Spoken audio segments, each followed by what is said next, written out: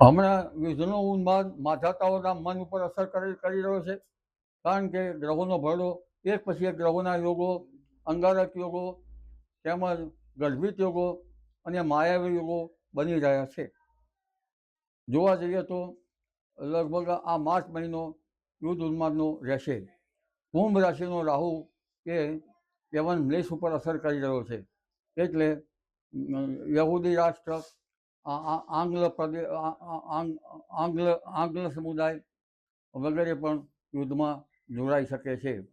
અને મુસ્લિમ રાષ્ટ્રો પણ કુંભ રાશિના કારણે એના પર પણ યુદ્ધ ઉન્માદ થશે. કારણ કે યુદ્ધ ઉન્માદ જે છે એ જ્યોતિષની દ્રષ્ટિએ, અન્ય દ્રષ્ટિએ નહીં, માનવાવાળા હોય એના માટે જ્યોતિષની દ્રષ્ટિએ રાહુ એ માયાવી ગ્રહ છે અને માધવતાઓના મન ઉપર તે વધારે અસર કરતો હોય છે. આ ઉપરાંત રાહુ જે છે એ ભારતમાં પણ ખડકાળ પ્રદેશો બતાવે છે. ખડકાળ પ્રદેશો, અફઘાનિસ્તાનનો ખડકાળ પ્રદેશ, અમેરિકાના કેટલાક ભાગો ત્યાંનો પણ બતાવે છે.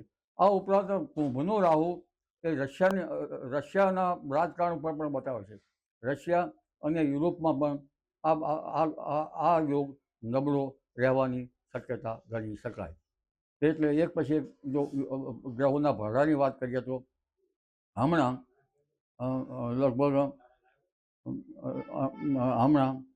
અમેરિકા અને ઈરાન વચ્ચે સુલેહની વાર્તાઓ કંઈક અંશે કામયાબ થઈ શકે, પરંતુ માર્ચ તો લગભગ ઉકળતો ચરુ છે.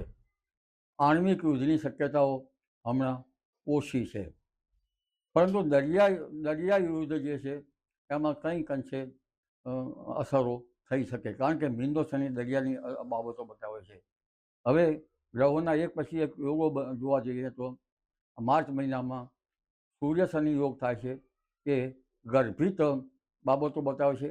ગર્ભિત એજન્સીઓ લગભગ વિશ્વના અલગ અલગ દેશોમાં કામ કરતી જોવા મળશે, અને આ એજન્સીઓ જે છે એ આપણને ખ્યાલ ના આવે તેવી એજન્સીઓ હશે.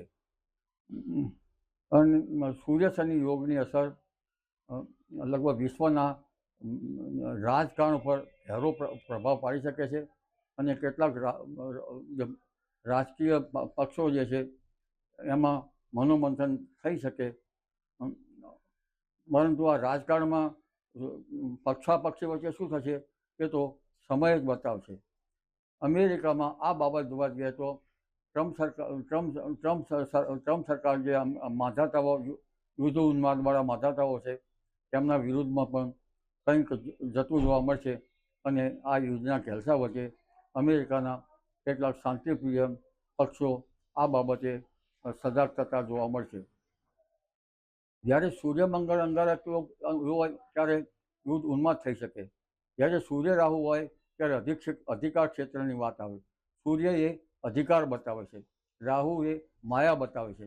એટલે સૂર્યમાં અધિકાર ક્ષેત્રમાં માધાતાના મન ઉપર એક જાતની માયા રહેશે, જેના કારણે તેમની અસરો અધિકાર લઈ લેવું તેવી અસરોના કારણે યુદ્ધ ઉન્માદ રહેશે. સૂર્યમંગળ અંગારક યોગ છે, એમાં અધિકાર વચ્ચે મંગળ છે એ યુદ્ધખોર ગ્રહ છે, એ યુદ્ધખોર રક્તપાત એ બતાવે છે. મંગળ રાહુ પણ રક્તપાત સાથે સાથે માયા બતાવે છે. એટલે મંગળ રાહુના યોગો યુદ્ધ ઉન્માદ બતાવે છે. સૂર્યમંગળના યોગો તો સીધા લગભગ અંગારા વખતા યુદ્ધની બાબતો બતાવે છે. મિસાઇલો ધણ છે, અને કેટલીક બાબતો ધણીને રાષ્ટ્રોને ખુવાર કરતી જશે. જોકે આ અમેરિકાના માધાતાઓને આ જે પગલું ભર્યું છે એ ગ્રહોની દ્રષ્ટિએ નહીં, પણ મારા માનવા મુજબ હું જોઉં તો આ વિશ્વના પટલ ઉપર આ પગલાંની અસર આર્થિક પડી શકે છે, જેથી વિશ્વમાં આર્થિક બાબતોમાં હરકત આવવાની શક્યતા રહેશે. કારણ કે આ દેશો એ ક્રૂડ ઓઇલના દેશો છે. ત્યારબાદ લગભગ રાહુ કેતુ વચ્ચે ગ્રહો જે છે એ ઉદિત ગોળાર્ધમાં કે અષ્ટાર ગોળાર્ધમાં આ ગ્રહો પણ અસર કરતા રહેશે. એટલે એક પછી એક ગ્રહોના જે બાબતો બની રહી છે, પરંતુ મીનનો શનિ પાણીજન્ય બાબતો બતાવે છે. એટલે લગભગ ભારતીય સીમામાં દરિયાઈ સીમાઓને પણ સાચવવી પડશે. લગભગ ગુપ્તમાં જો દરિયાઈ ચાંચિયાઓ દરિયામાં કંઈક ગુપ્ત એજન્સીઓ કામ ન કરે તો જોવું રહ્યું. એટલે મીનો શનિ ભારતના ઉત્તર ભારતનો બતાવે છે, પૂર્વ ભારતની બાબતો બતાવે છે, એ દરિયાઈ બાબતો જણાવે છે. અને આ ગ્રહણ જે છે, ગ્રહણની અસર દક્ષિણ અમેરિકા, ચીલી, મોરેશિયસ અને આ ગ્રહણની અસર યુરોપના ભાગોમાં, ઓસ્ટ્રેલિયાના ભાગોમાં પણ થવાની શક્યતા રહેશે. અગાઉના ગ્રહણની અસર પણ અમેરિકાના, દક્ષિણ અમેરિકાના ભાગો, આફ્રિકાના કેટલાક ભાગમાં પણ આ અસર થવાની રહેશે. એટલે વિશ્વમાં જે છે એ ગ્રહણનો ખૂબ પ્રભાવ પણ જોવા મળશે. હોળીના દિવસે જે ગ્રહણ થઈ રહ્યું છે તે હોળીના દિવસે અંદર જોઈએ તો જ્વાલામુખી યોગના પછી હોળી જ્યારે આવશે ત્યારે હોળીનું પ્રગટાવવાનું મોટાભાગે વિષ્ટિમાં થશે. વિષ્ટિ એ સર્પણી છે, પદરાનું મુખ છે, જેની અસર પણ ખૂબ પ્રભાવ પાડશે. ત્યારબાદનું ગ્રહણ પણ ખૂબ પ્રભાવ પાડશે. 1 મહિનામાં 2 ગ્રહણો પણ આની આગામી 48 કલાકમાં ગરમી વધવાની શક્યતા છે. મહત્તમ ઉષ્ણતામાન 37 ડિગ્રી કે 38 ડિગ્રી સેલ્સિયસ જેવું કેટલા ભાગમાં થવાની શક્યતા રહેશે. પરંતુ માર્ચ માસમાં આ વખતે ગરમી પડશે.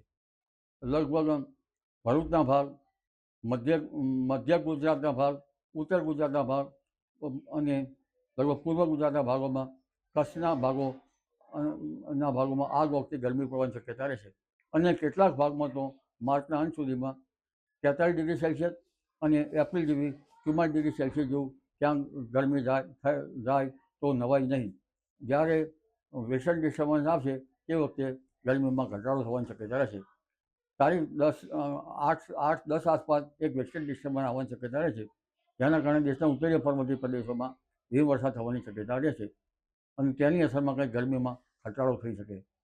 15 માર્ચ બાદ પણ લગભગ વાતાવરણમાં મોટા પલટા આવશે અને માર્ચ માસથી 18-19 માર્ચ, ત્યારબાદ 21થી 23 માર્ચમાં પલટા આવવાની શક્યતા રહેશે. ત્યારબાદ માર્ચના અંતથી એપ્રિલ શરૂઆતમાં પલટા આવવાની શક્યતા રહેશે. ગુજરાતના હવામાનમાં પલટા આવવાની શક્યતા રહેશે. એટલે આ પલટો ત્યાં કમોસમી વરસાદ, એટલે કે હવે પ્રી મોન્સૂનની એક્ટિવિટી શરૂ થશે અને આ વખતે ગરમીના કારણે બંગાળ ઉપસાગર અને અરબ સાગર ઉપર અસર થશે. બંગાળ ઉપસાગર પર ખતરનાક ચક્રવાતો આકાર લેતા હવે જોવા મળશે.